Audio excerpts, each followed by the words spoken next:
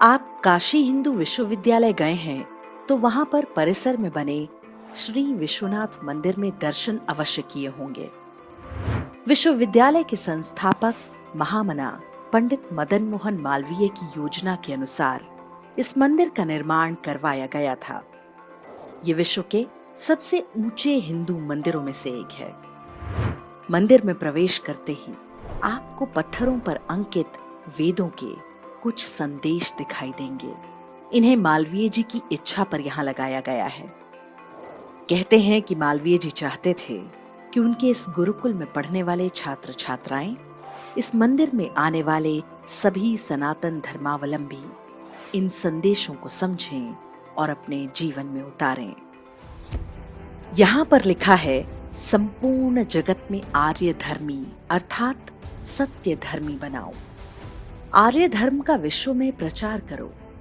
वेद तथा आर्य धर्म सृष्टि के आरंभ से चला आ रहा है। नीचे ये भी स्पष्ट किया हुआ है कि इस आर्य धर्म की शाखाओं का ही वर्तमान समय में सनातन धर्म, बौद्ध, जैन, सिख और आर्य समाज नाम पड़ा हुआ है। इन्हीं संदेशों में ऋषियों द्वारा वीरता के उपदेश भी अंकित हैं। इसमें अथर्व वेद की ऋचाएं लिखी हैं, जिनका अर्थ है पिशाचों के साथ, चोर लुटेरों के साथ, डाकुओं के साथ मैं कभी समझौता नहीं कर सकता। जिस गांव में, जिस नगर में मैं जा पहुंचता हूं, पिशाच वहां से भाग खड़े होते हैं।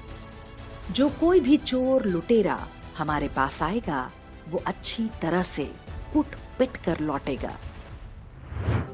विश्वनाथ मंदिर के प्रवेश पर लिखा ये संदेश बताता है कि इस महान विश्वविद्यालय की स्थापना के साथ महामना मालवीय के मन में क्या भय रहे होंगे। उनको तक्षशिला से लेकर नालंदा और विक्रमशिला जैसे महान विश्वविद्यालयों के ध्वंस का पता रहा होगा। मालवीय जी जानते थे कि वो पिशाच आज हमारे समाज के अंदर घुस चुके हैं।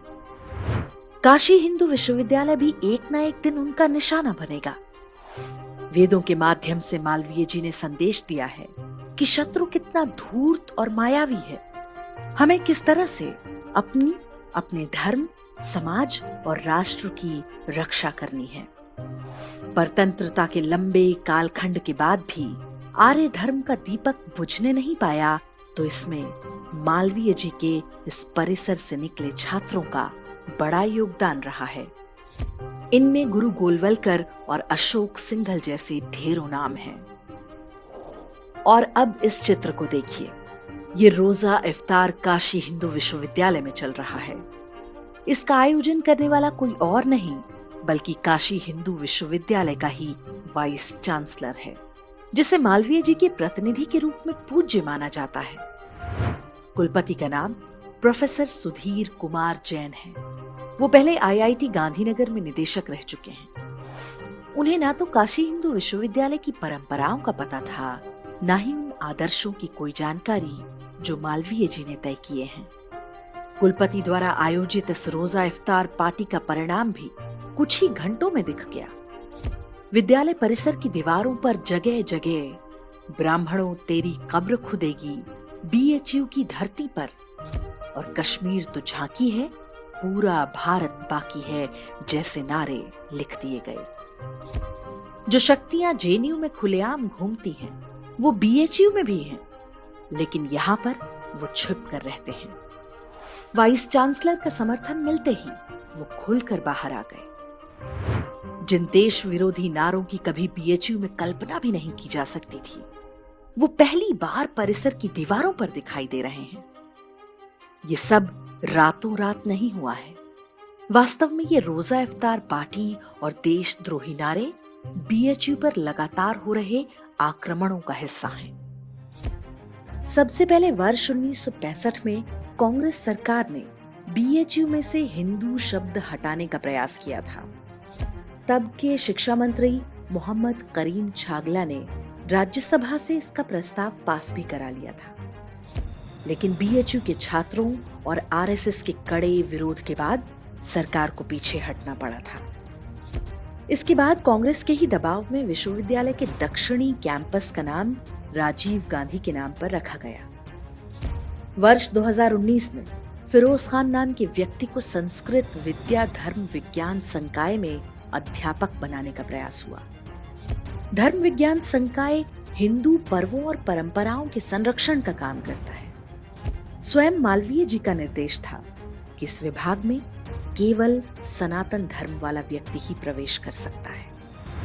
वर्ष 2019 में बीएचयू के अंदर से मुहर्रम का जुलूस भी निकाला गया था। जब छात्रों ने इस पर आपत्ति जताई तो प्रशासन की ओर से सफाई दी गई कि ये परंपरा पहले से चली आ रही है। यही स्पष्टीकरण अब रोजा इफ्तार को लेकर भी दी जा रही है, जबकि सत्य ये है कि इससे पहले ना तो किसी ने कोई मुहर्रम का जुलूस देखा था और ना ही विश्वविद्यालय प्रशासन की ओर से कोई रोजा इफ्तार पार्टी कराई गई थी। ये नई परंपराएं डाली जा रही हैं। वो दिन दूर नहीं जब बीएचयू प्रशासन की देखरेख और संरक्षण में परिसर के अंदर कोई दरगाह या पीर बाबा भी प्रकट हो जाएंगे। बीएचयू के हिंदू चरित्र को बदलने का प्रयास धीरे धीरे चल रहा है। वामपंथी, जिहादी और सेकुलर अध्यापकों की नियुक्ति इसका सबसे बड़ा माध्यम है। वो ठीक उसी तरह से छात्र छात्राओं का ब्रेन वॉश कर रहे हैं जैसा जेएनयू और अन्य वामपंथी संस्थानों में होता है। आजादी के अमृत महोत्सव पर विश्वविद्यालय परिसर में जो होर्डिंग लगाए गए, उनमें अन्य महापुरुषों के साथ मौलाना अबुल कलाम आजाद का चित्र भी प्रमुखता से लगा है, जबकि अबुल कलाम आजाद के मजहबी विचार किसी से छिपे नहीं हैं। बीएचयू की वेबसाइट भी इसी तरह के ब्रेन वॉश की झलक देती है। धर्म, राष्ट्र और शिक्षा को लेकर महामना मदन मोहन मालवीय ने बहुत सारी महत्वपूर्ण बातें कही हैं, लेकिन वेबसाइट के प्रथम पृष्ठ पर ही उनका जो कथन डाला गया है वो ये कि भारत केवल हिंदुओं का देश नहीं, ये मुस्लिम, ईसाइयों और पारसियों का भी है। भारत तभी शक्तिशाली और विकसित होगा जब सभी समुदायों के लोग आपसी सद्भाव के साथ रहें। मालवीय जी ने ये बात काशी हिंदू विश्वविद्यालय की स्थापना से बहुत पहले वर्ष 1909 में लाहौर में कांग्रेस पार्टी के अध्यक्ष के रूप में कही थी। उसके बाद वर्ष 1921 में केरल के मोपला हिंदू नरसंहार के बाद भी क्या मालवीय जी के यही विचार रहे होंगे? मोपला नरसंहार के बाद जब स्वामी श्रद्धानंद ने मुसलमान बन चुके हिंदुओं का शुद्धिकरण आरंभ किया तो मालवीय जी ने खुलकर उनका समर्थन किया था। वर्ष 1924 में हिंदू महासभा के बेलगांव अधिवेशन में मालवीय जी ने स्पष्ट कहा था कि हिंदुओं के अंदर भीरुता और दुर्बलता ना होती तो ये दंगे नहीं हुए होते। भारत राष्ट्र के लिए सुरक्षित स्थिति पैदा करने के लिए हिंदुओं के अंदर बैठी दुर्बलता को दूर करना आवश्यक है। वर्ष 1946 में जब बंगाल के नोआखाली में हिंदुओं के नरसंहार और बलात्कारों का समाचार आया तो मालवीय जी अत्यंत व्यथित हो उठे थे। इसी दुख में उन्होंने अपने प्राण त्याग दिए थे। वास्तव में काशी हिंदू विश्वविद्यालय को लेकर महामना का सबसे बड़ा भय सत्य सिद्ध हो रहा है। आक्रमणकारी शक्तियां आज उनके परिसर में प्रवेश कर चुकी हैं। यहाँ की दीवारों पर उन्होंने अपनी उपस्थिति दर्ज करा दी है। उन्हें रोकने वाला कोई नहीं है। जिनका ये उत्तरदायित्व था वो आक्रमणकारियों के साथ रोजा इफ्तार कर रहे हैं। ऐसे विपरीत समय में हिंदू समाज के मार्गदर्शन हेतु महामना के ये संदेश आज भी अपने स्थान पर हैं। क्या हम इन पर ध्यान देंगे?